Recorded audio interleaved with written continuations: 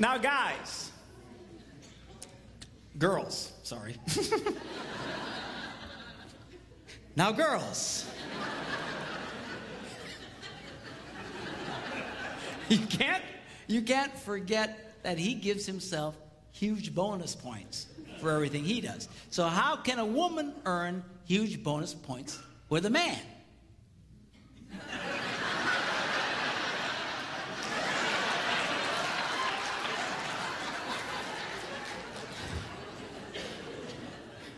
So sex is a great way to earn great bonus points with a man. But there's another way, and that is when you believe in him. Every man wants his wife to believe in him. Now that sounds like a simple thing to do, especially to you young girls who haven't been married very long. But that's because you haven't heard the incredible, stupid ideas he's going to come up with yet.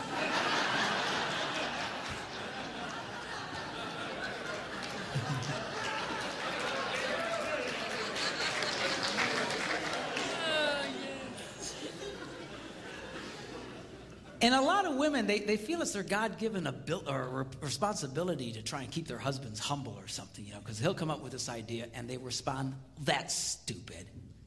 Oh, that'll never work. You could never do that."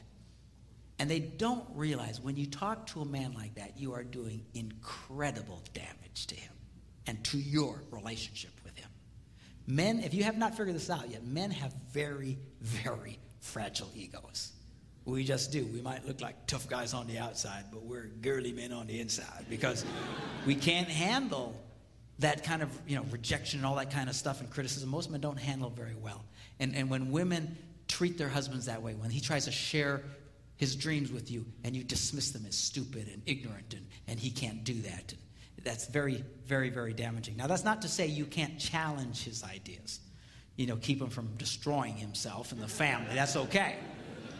But you need to be his number one fan. Because I'll tell you what happens. When you do that, you know what he learns? I cannot share my dreams with this woman.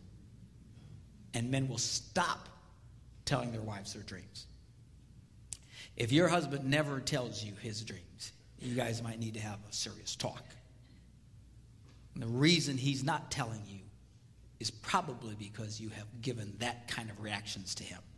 And it's very damaging to a man. And now you got yourself in a really bad place because almost miraculously at work there's some bimbo there who just accidentally hears one of his ideas and goes, "Oh, that would be a great idea." "Oh, really? Oh, yeah, you'd be great at that." "Oh, well, thank you very much." And now you're in serious trouble. You need to understand something, girls. Most affairs do not begin for sexual reasons. They begin for emotional ones. And you need to let that boy know that you are his number one fan. And it's hard for a lot of women. I'll tell you who really struggles with this. Women of professional men. Doctors, lawyers, preachers' wives. A lot of them really struggle in this. Why? Because they get so tired of hearing everybody praise their husband. "Oh, you're so great. He's so great. He must be wonderful. He must be wonderful."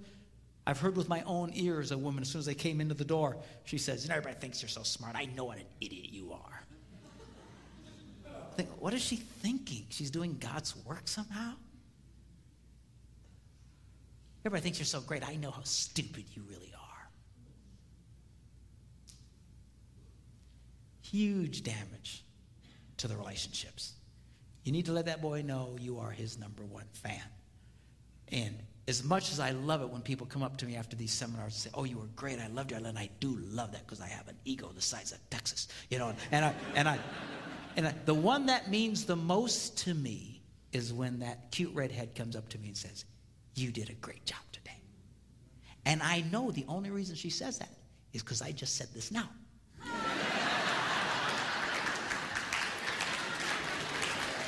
And I don't care.